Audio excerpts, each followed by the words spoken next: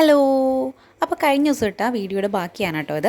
അപ്പോൾ നമ്മുടെ top already set ആയിട്ടുണ്ട്. പ്രിൻസസ് കട്ടിൽ ഞാൻ സ്ലീവ്ലെസ് ആണ് കേട്ടോ ചെയ്തത്. എന്നിട്ട് ബോട്ട് നെക്കായിട്ട് കുറച്ച് കയറ്റി നെക്ക് കൊടുത്ത് അങ്ങനെയാണ് ചെയ്തത്, ബാക്കിലും ഫ്രണ്ടിലും.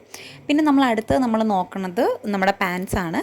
പാൻസിൽ ഞാൻ ലൈനിങ് ക്രേപ്പ് അല്ല വെച്ചത്, ഞാൻ സാധാ ലൈനിങ് ആയിരുന്നു വെച്ചത്. പക്ഷേ എനിക്ക് അടിക്കുമ്പോൾ നമ്മൾ ശ്രദ്ധിക്കണം, ഞാൻ കറക്റ്റ് നോക്കി ചെയ്യാത്തത് കൊണ്ട് എനിക്കത് അങ്ങോട്ടും ഇങ്ങോട്ടും തിരിഞ്ഞു പോയി. പിന്നെ അത് മുഴുവനും അഴിച്ചെടുത്തിട്ട് പിന്നെ ഒന്നും കൂടെ ചെയ്യേണ്ടി വന്നു. നല്ല പണിയായിരുന്നു. ഈ ജോർജറ്റ് മെറ്റീരിയൽ ആയതുകൊണ്ട് നമുക്ക് വെറുതെ വെച്ച് ചെയ്യത്തില്ലല്ലോ. അപ്പോൾ ആദ്യം ഫുള്ള് ഇങ്ങനെ അടിച്ചെടുക്കണമായിരുന്നു. അങ്ങനെ ഫുള്ള് അടിച്ച് വെച്ച് ലാസ്റ്റ് നോക്കുമ്പോൾ ഉണ്ട് സംഭവം തിരിഞ്ഞു പോയി. പിന്നെ അത് ഫുള്ള് അഴിച്ചിട്ട് പിന്നെയും ഒന്നുകൂടെ അങ്ങനെ അടിച്ച് അങ്ങനെ കുറേ സമയം പോയി. പിന്നെ അവസാനം പാൻറ്റൊക്കെ സെറ്റാക്കി എടുത്തു. പിന്നെ അടുത്ത് നമ്മുടെ ഷോളായിരുന്നു.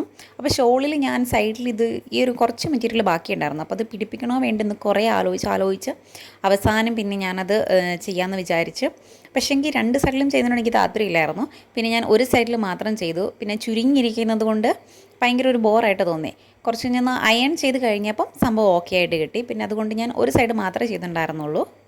അപ്പോൾ നമ്മുടെ ഫൈനൽ ലുക്ക് വന്നിട്ട് ഇങ്ങനെയാണ്. എനിക്ക് സംഭവം ഭയങ്കരമായിട്ട് ഇഷ്ടപ്പെട്ടു കേട്ടോ. ഞാൻ പ്രിൻസസ് കട്ട് പ്രാവശ്യം ചെയ്തപ്പം കുറച്ചുകൂടെ ഷേപ്പ് ചെയ്ത് വെട്ടുന്ന രീതിയിലൊക്കെ ചെയ്തത്, അതുകൊണ്ട് നല്ല വൃത്തിക്ക് ഇരിക്കുന്ന പോലെ എനിക്ക് തോന്നി. ഞാൻ ആദ്യമായിട്ടാണ് ഇങ്ങനെ ഒന്ന് പ്രിൻസസ് കട്ടിൽ ട്രൈ ചെയ്യണത്.